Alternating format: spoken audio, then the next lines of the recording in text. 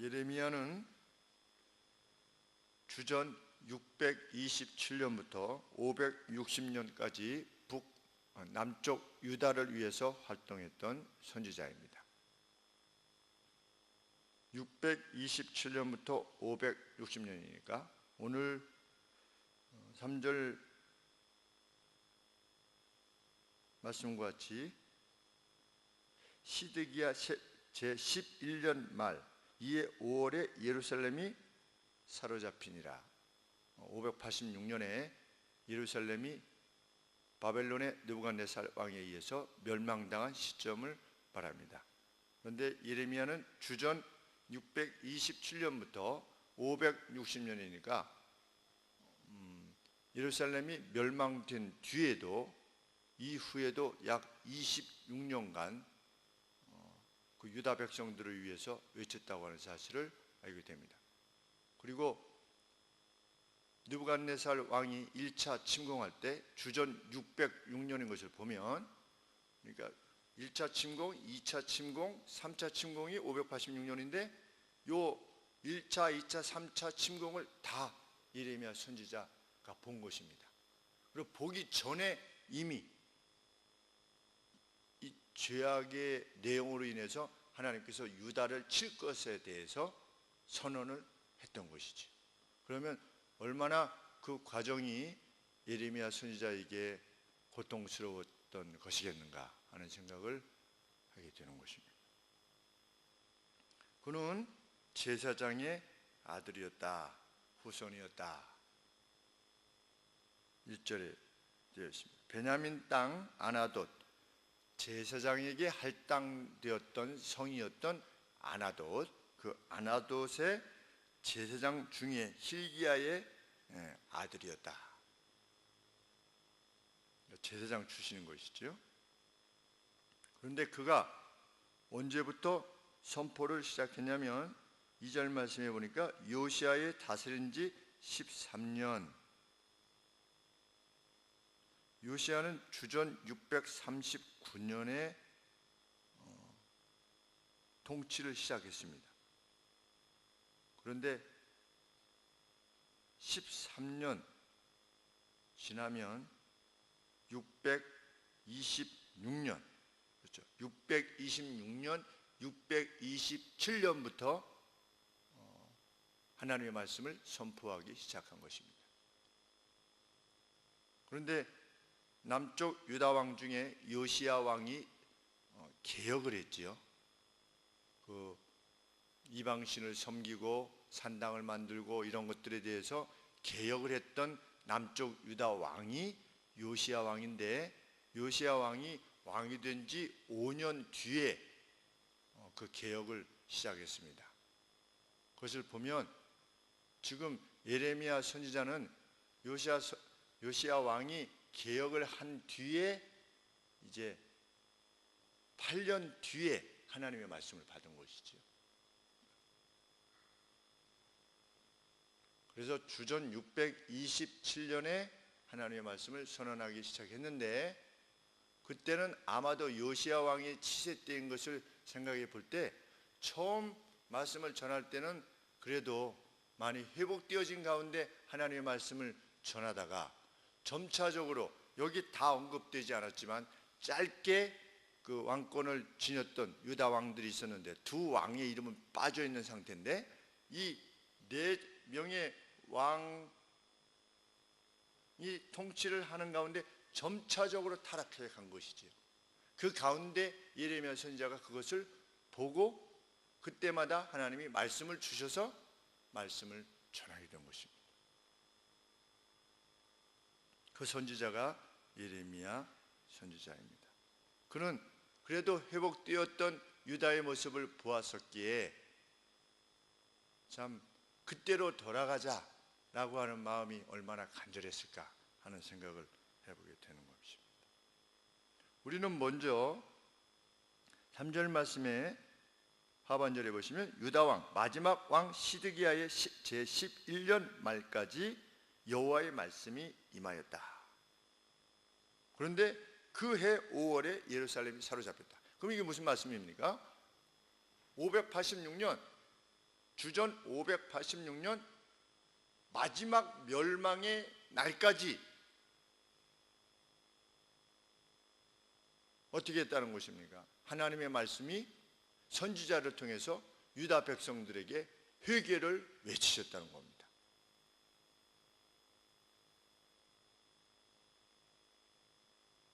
그런데 586년이 바벨론에 의해서 3차 침공 아니겠습니까? 벌써 1차 침공, 600년 전에 1차 침공, 두 번째 침공, 이 3차 침공이 있었는데 1차, 2차 때 벌써 당했으면 어떻게 해야 됩니까? 유다 백성들이 하나님 앞에 용서를 구하고 돌아와야 되는데 안 돌아왔다는 겁니다. 1차 침공 때 누가 잡혀갔냐면 다니엘이 잡혀간 겁니다. 이미 다니엘은 잡혀간 상태고 다니엘의 세 친구들도 잡혀간 상태입니다. 그러면 우리가 무엇인가 하나님 앞에 잘못한 게 틀림이 없구나, 선지자들의 외침이 틀림이 없구나, 이게 회개해야 되는데 회개하지 않았다는 겁니다. 완전히 멸망할 때까지. 이것을 보면 하나님으로부터의 저주는, 하나님으로부터의 재난은 어쩌다가 당하게 되는 것이 아니라 회개를 촉구하시는 하나님의 그 외침에 오래 저항할 때, 그 오래된 자신의 저항 때문에 초래된 것이라는 것을 알게 되는 것입니다. 뭘 순간 잘못해가지고 하나님이 내놈 그래가지고서 이렇게 치시는 게 아니라 수십 년, 어쩌면 수백 년을 우리 일생으로 치면 우리 개개인도 마찬가지죠. 어느 순간 하나님이 뭘 순간 잘못해가지고 이렇게 하기보다 어떻게 하시는 것입니까? 외쳤는데도 불구하고 10년이 지나도 20년이 지나도 계속 그 죄에 대해서 외치는 외침에 대해서 저항할 때 그에게 재난과 저주가 임하는 것이죠. 그런 차원에서 우리 다윗을 보게 됩니다. 다윗도 밧세바를 범하지 않았습니까? 간음죄도 범했고 또 살인 교사죄도 범했습니다. 우리아를 죽이지 않았습니까? 고의적으로 죽였는데도 불구하고 하나님께서 다윗을 죽이지 아니하셨습니다. 그렇죠? 그러면 하나님의 말씀에 의하면 어떻습니까? 어떤 사람을 고의로 죽인 사람은 어떻게 해라? 반드시 죽여라, 이렇게 되어 있습니다. 제단뿔을, 성소 안에 들어가서 제단뿔을 붙잡고 있더라도 거기서 끌어내서 죽이도록 되어 있는 거죠. 근데 왜 다윗은 죽이지 않았는가? 그것이 그의 일상의 행위가 아니었기 때문일 가능성이 높은 거지요. 순간 범죄한 거예요. 순간. 우리가 인생을 살다 보면 순간 범죄할 때 있지 않습니까? 뭐 욱한다든지 순간 유혹을 받아서 범죄할 수 있습니다. 그러나 그것이 5년, 10년 이런 것이 아니고 순간 유혹을 받아서 그렇게 죄악을 저질렀을 때는 하나님께서 감안하신다는 것을 다윗을 향해서 행하신 것을 보면 알게 되는 것이죠. 다윗이 이전에 하나님을 위해서 선한 일을 많이 했기 때문에 이거는 좀 봐주신 게 아니고 그 죄악 자체가 아주 완고하고 완악한, 하나님의 선언에도 불구하고 계속되어진 죄악이 아니었던 것이죠. 그래서 나단 선지자가 가서 당신이 바로 그 사람이요 라고 했을 때 다윗이 바로 회개한 것이죠. 바로 하나님 앞에 무릎을 꿇은 것입니다. 어쩌면 자기 자신도 깨닫지 못하고 있었나 봅니다. 그것이 얼마나 큰 죄악인가에 대해서. 왜? 당시 이방 왕들은 그렇게 했었으니까. 얼마든지 그렇게 했었으니까. 자기 신하, 야 오늘 밤에 내가 수청 들라고 그래. 그것이 뭐 이방 왕이, 그리고 뭐 마음에 안 들면은 다 죽이는 거, 현대에도 이게 죽이는 게 나오는데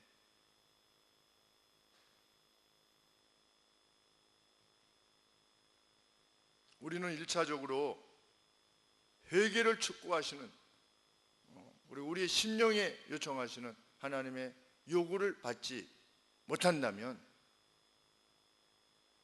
유다와 같은 최후를 맞이할 수 있다는 사실을 정말 가슴에 두고 하나님께서 말씀을 통하여 또는 그 심령에 어떤 일을 행할 때 이건 하지 말아야 되는데 라고 이렇게 성령께서 가슴에 이렇게 하게 하실 때 인해 순종할 수 있는 우리가 되기를 소원하는 것입니다.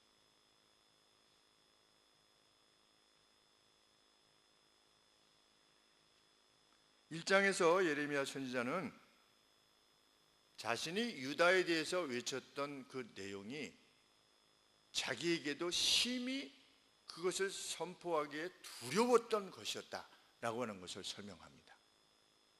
그런데 그 두려움에도 불구하고 내가 이 사실을 외칠 수밖에 없는 이유는 하나님의 직접적인 부르심이 있었기 때문이다.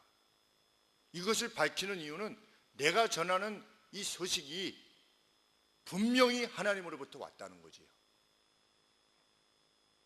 나도 당신들에게 이 소식을 전하기가 두려웠었다. 잘못하면 당신들에 의해서 내가 끝장날 수도 있는 그 위험에 직면하고 있다는 것을 나도 안다. 그래서 내가 두려워할 수밖에 없었다. 왜냐하면 모두가 악을 행하고 있는 것인데 내가 이것을 외친다고 해서 과연 이들이 돌아올 것인가에 대해서도 그렇고, 이들이 혹 이런 외침을 그냥 받아들일 수 있을 것인가? 왜? 이전에 이미 이렇게 외쳤던 선지자들을 많이 죽였으니까. 그래서 두려웠다는 거지요. 근데 두려움에도 불구하고 내가 용기를 내서 외칠 수밖에 없었던 것은 하나님이 직접적으로 내게 말씀하셨기 때문이다. 그리고 이러한 이상들을 보여줬기 때문이다. 그리고 이 말씀을 전하는 나와 함께 하실 것이라고 말씀하셨기 때문에 내가 용기를 내어서 하나님의 말씀을 전하고 있는 것입니다. 그것을 1장에서 설명하고 있는 것입니다.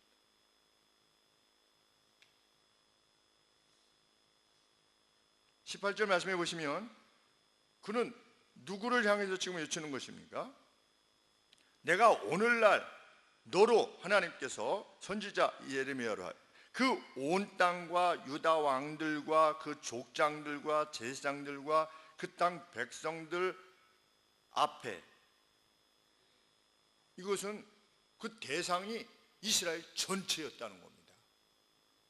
그냥 특정 좌우가 갈라져 가지고 가령 예를 들어서 좌쪽으로만 외치면 우측에 우군이 있지 않습니까? 또 갑과 을해서 너희는 그 갑질을 그만둬라 그러면은 누가 우군이 있습니까?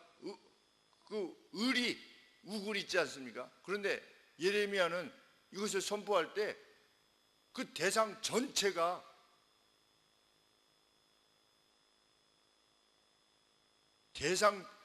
이스라엘 그 유다 전체를 대상으로 어게인스트해서 말하는 것처럼 그들이 받아들일 수밖에 없었다는 겁니다. 얼마나 두려웠겠습니까? 가령 예를 들어서 일제시대 때 어떤 목사님이 천황을 숭배하는 것은 하나님께 악한 일이요 이렇게 선언하는 것과 마찬가지인 것이죠. 귀신에게 절을 하는 것은 하나님 앞에 악한 것이요, 일제시대 때 모든 사람들이 그 동영상을 보면 일본말이니까 잘 모르겠는데 이렇게 전부 다 서 있다가 뭐 이렇게 하면 그 사람들이 이렇게 하더라고요. 그죠? 천황을 쪽을 향해 가지고 이렇게 머리를 조아리고 했던. 근데 거기서 이렇게 하면 이 일본 제국이 망할 것이요 이렇게 어떻게 외치겠습니까? 근데 예레미야가 그랬다는 거죠. 두려웠다는 겁니다.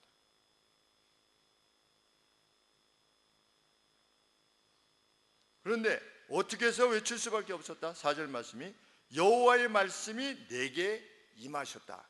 그분이 내게 말씀하셨다. 뭐라고?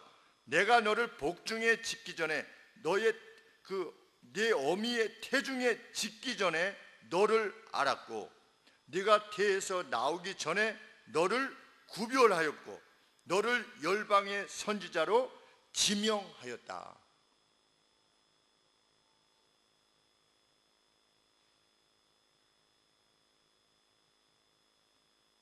우리가 이 5절 말씀을 딱 때려 가지고서 아주 위로의 말씀으로 들으려고 합니다. 보통 그렇죠? 좀 힘들고 이러면 내가 너를 복중에 짓기 전에 알았고 내가 태에서 나오기 전에 너를 구별하였고 너를 열방의 선지자로 세웠다. 그러니까 기분이 엄청 좋아요. 그렇죠? 이것만 딱 떼서 말하면 그냥 하나님이 나를 그냥. 그런데 지금 예레미야 선지자가 강조하는 바는 뭐냐면 네가 직면하게 될 그 고난 내가 안다는 거죠. 하나님께서. 그런데 바로 그 일을 위해서 내가 너를 지명했다는 겁니다. 어포인트 했다는 겁니다. 얼마나 두려운 말씀인지 알 수 없는 겁니다. 사실은. 그렇죠. 그 일본 천황에게 그러고 있을 때 내가 너를 지명해서 너 가서 이 사실을 외쳐라. 그것에 의해서 내가 너를 지명했다. 이런데 이게 우와, 이런 말씀일 수 있겠습니까? 못하겠습니다 하는데 모세가 못하겠습니다 하는 것과 마찬가지죠. 저는 못합니다. 저는 입이 둔하여. 여기 선지자는 뭐라고 그랬습니까? 저는 레드입니다. 저는 어린아이입니다. 저는 보이입니다. 어디 그 말씀이 있습니까? 6절 말씀이 주 여호와여 내가 가로되 슬프도소이다. 주 여호와여 보소서 나는 아이라 말할 줄을 알지 못하나이다. 두려웠던 겁니다. 예레미야가. 하나님이 내가 너를 지명했다 그러니까 그 무서운 거예요. 그것이. 그 사명을 감당하는 것이 얼마나 엄청나게 어려운 것인가를 알기에 인간적으로 두려웠던 거죠. 그럼에도 불구하고 선언할 수밖에 없었다. 왜? 하나님이 나에게 직접 하신 것이기에. 그러니 내 말을 반드시 들어야만 된다 이 말입니다. 10절 말씀에도 보라 내가 오늘날 너를 열방 만국 위에 세우고 너를 뽑으며 파괴하며 파멸하며 넘어뜨리며 건설하기 위해 너를 원문에 보면 지명하였다 이렇게 되어 있습니다.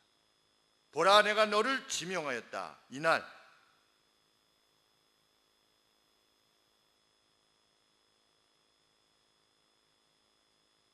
똑같은 단어가 10절 말씀에도 있는 것입니다.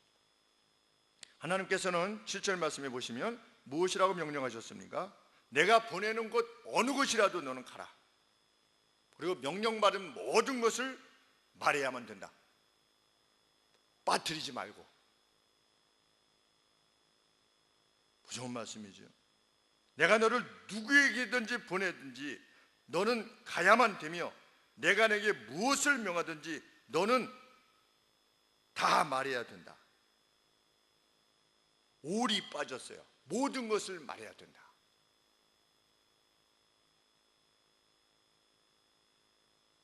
우리가 말씀을 전하다 보면 어떤 사실을 전하다 보면 요거는 그냥 좀 빠뜨리고 빼고 전하고 싶은 거예요. 뭐 사신으로 갔어요. 근데 사신이 가서 너 가만 안 둔다고 그래. 내가 너 말 안 들으면 내가 너를 끝장낸다고 가서 전해. 근데 사신이 가가지고 우리 왕이요 당신 끝장낸대요. 이렇게 하면은 그렇지 않습니까? 그러니까 요거는 싹 좀 빼고 우리 왕이 좀 사이좋게 잘 지내자는데요. 이렇게 하면 안 된다는 거지요. 내가 내게 명한 모든 것을 올 말해야만 한다. 너는.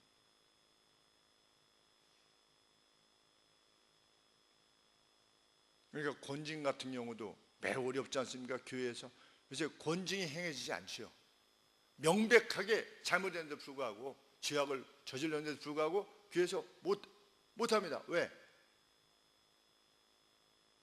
인간적으로 생각하기 때문에 가서 말을 못하는 거죠. 이건 명백한 죄입니다. 이렇게.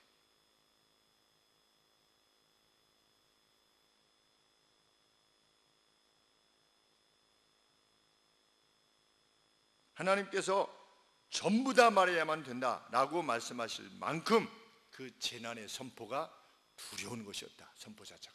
그걸 말하기가.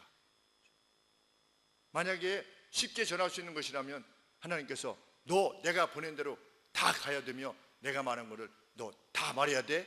이렇게 말하시지 않았겠지요. 뭐 당연히 말하는 걸 수 있는 것이라면.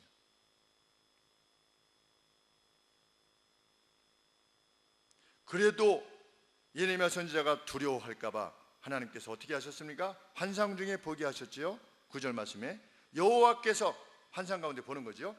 여호와께서 손을 내밀어서 내 입에 입을 터치하시면서 뭐라고 말씀하셨다? 보라, 내가 나의 말을 너의 입에 두었다. 이런 환상을 보여주신 것입니다. 예레미야 선지자에게. 무엇을 위해서? 8절 말씀에 너는 그들을 위하여 두려워 말라. 너의 말을 듣게 될 그들을 두려워 말라. 내가 너와 함께하여 너를 구원하리라. 나 여호와의 말이니라. 요것만 딱 빼면 어떻습니까? 저희 액자를 만들어 가지고 딱 벽에 붙이는 거죠, 그렇죠? 뭐만? 너는 그들을 위하여 두려워 말라. 내가 너와 함께하여 너를 구원하리라. 나 여호와의 말. 액자 만들기 얼마나 좋습니까? 근데 오직 했으면 하나님이 이걸 계속해서 예레미야로 설득하시겠냐는 거지. 얼마나 어려웠으면 그것을 선언하시기가.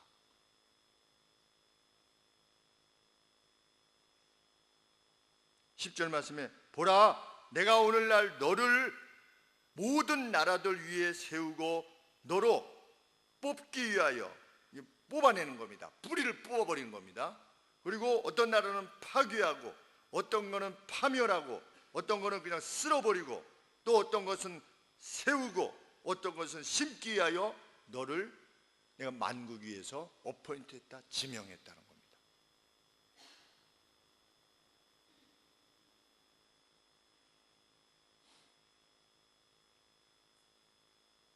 여호와께서는 그 환상만 보게 하신 것이 아니라 13절 말씀에 보시면 두 가지 환상을 보게 하셨는데 무엇을 보게 하셨는가? 11절 말씀에 예레미야야, 네가 무엇을 지금 보느냐? 대답하되 내가 살구나무 가지를 보나이다. 여호와께서 내게 이르시되 네가 잘 보았도다. 이 살구나무가 뭔가? 이 살구나무가 우리나라로 치면 매화꽃 비슷한 건가 봅니다. 근데 우리 그 영어에 보니까 아몬드 트리래요. 아몬드. 그러니까 우리 저 아몬드 먹지 않습니까? 그 아몬드 트리래요. 근데 살구나무라고 이렇게 번역을 했는데 그게 1월 달에 꽃을 피운답니다. 근데 1월 달이면 다른 나무들은 다 잠자고 있을 때 아니겠습니까? 그러니까 매화꽃이 폈다는 건 뭘 말하는 거지요? 봄이 왔다는 거죠, 그렇죠? 이제 곧 봄이 올 것이다. 아직 어떤 다른 증상이 없어도 어떤 저게 없어도 아주 추운데도 매화꽃이 폈다. 이거는 이제 봄이 왔구나 라고 하는 것을 알리는 거죠. 이제 봄이 속히 오겠구나. 그런데 이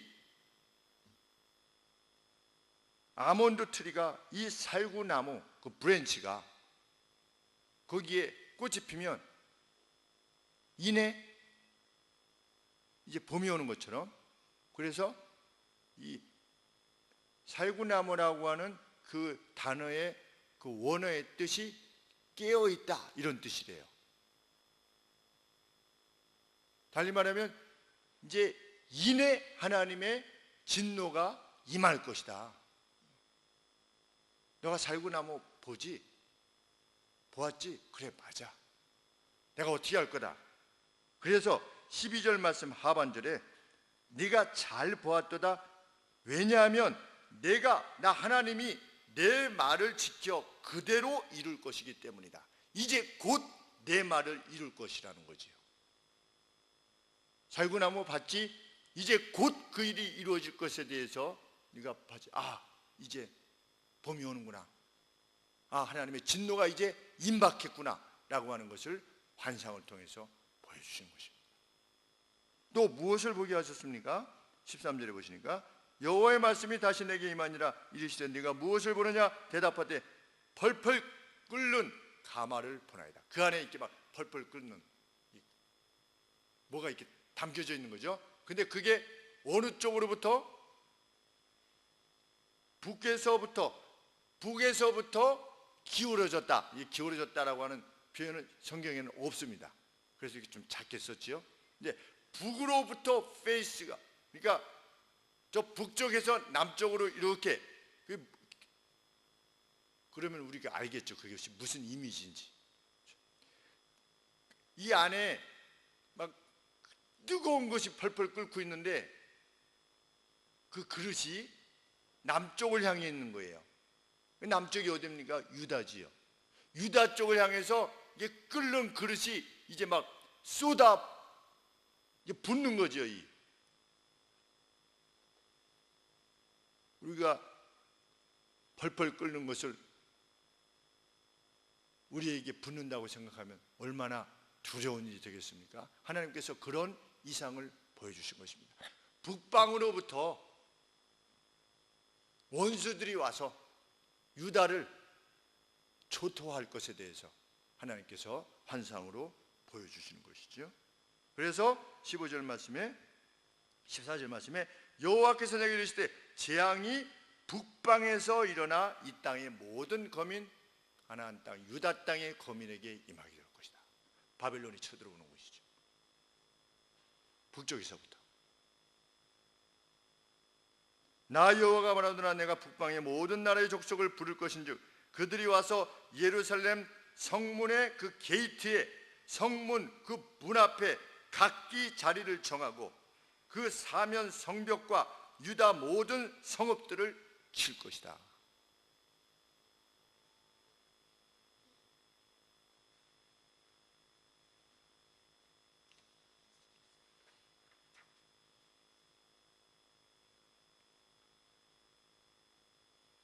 선지자가 긴박하게 외치는 것입니다. 자신은 그때 무슨 말씀을 들었다? 17절 말씀에 너는 네 허리를 동이고 일어나 이제 그 선언을 위해서 허리를 동이고 일어나서 명한 모든 것을 말하라 라고 하시는 하나님의 말씀을 들었는데 그 내용은 무엇이다? 16절 말씀에 유다의 무리가 나를 버리고 다른 신들에게 분향하고 자기 손으로 만든 것에 절한 이 모든 악에 대해서 내가 나의 심판을 베풀 것이라고 하는 사실을 그들에게 선언해라. 이제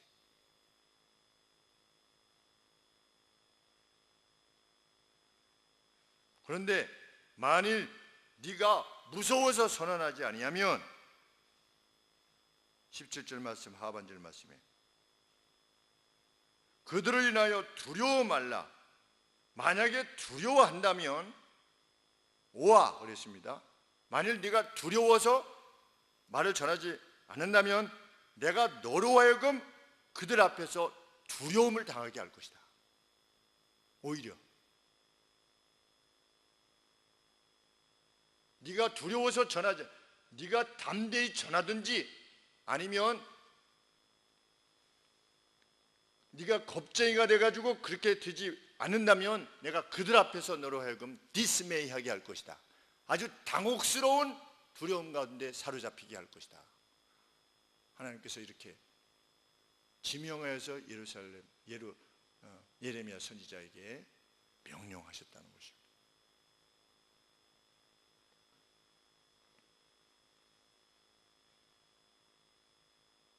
그렇지만 예레미야가 조금 더 이것이 네가 두려워서 하지 아니하면 내가 너로 하여금 두렵게 할 것이다 라고 하는 그것에 의해서기보다는 거듭해서 말씀하시는 내가 너를 지명하였다, 내가 너를 구원할 것이다, 이런 말씀이 나로 하여금 선포하게 했다는 것이지요. 그래서 마지막에 18절 말씀에 보라 내가 오늘날 너로 그 온 땅과 유다 왕들과 그 족장들과 제사장들과 그 땅 백성 앞에 견고한 성읍이 되게 하시겠다. 쇠 기둥이 되게 하시겠다. 놋 성벽이 되게 하시겠다. 이렇게 약속해 주셨다는 겁니다. 우리가 그 쇠로 만든 기둥이면 막 폭풍이 이게 몰아쳐도 뭐 홍수가 나도 쇠 기둥은 전혀 뭐 문제가 없는 것이지요. 그런 것처럼 내가 그들 앞에 그들이 너를 위협해도 내 말을 선포하는 너를 위협게 한다 할지라도 너를 요새화된 성으로 내가 만들어 줄 것이다. 그래서 19절 말씀에 그들이 너를 치지만 이기지 못할 것이다. 왜냐하면 내가 너와 함께하여 너를 구원할 것이기 때문이다 라고 하는 하나님의 말씀이 있었기 때문에 그들이 예레미야를 압도하지 못하게 하실 것이라고 하는 하나님의 말씀에 의해서 내가 이것을 전한다. 그러니 이것은 분명 하나님의 말씀이라는 사실을 기억하고 회개해라.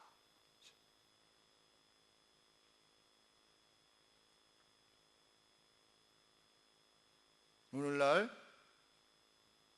말씀을 전하는 자는 이런 확신이 있어야 되는 거죠. 강단에서 외쳐지는 말씀이 하나님의 말씀에 근거한 분명한 하나님의 말씀이라고 하는, 그래서 인간적으로 보면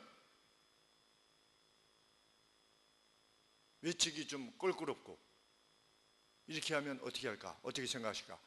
이런 것들에 이런 생각이 든다 할지라도 이것은 분명히 하나님의 말씀이다 라고 하는 어떤 확신을 가져야만 된다는 것을 목사된 저로서는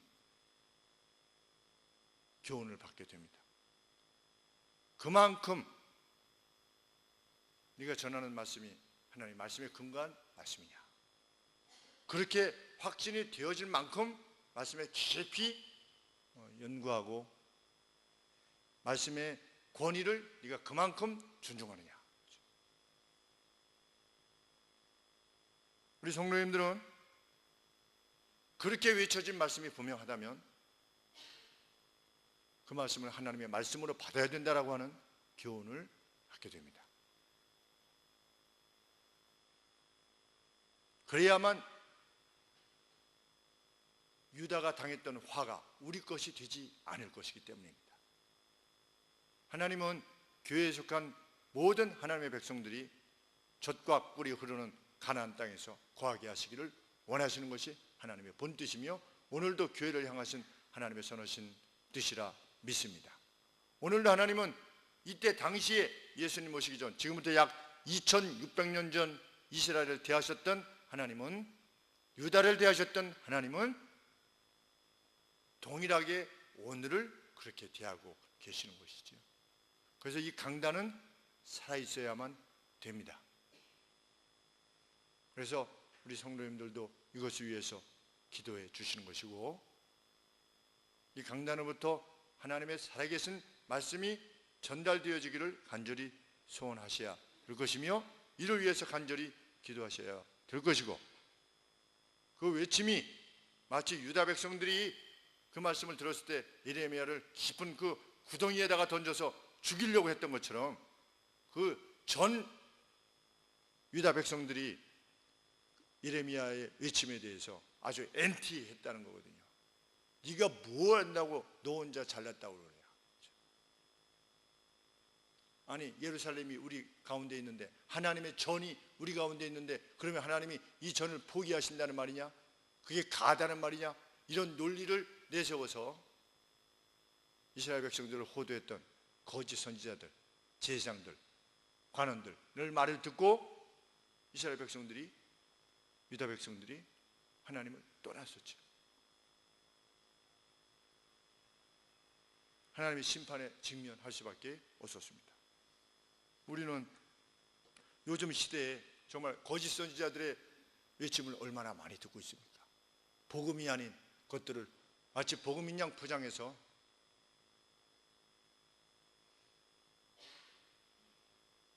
정말 내가 너와 함께 할 것이다 라고 하는 어떤 그런 식으로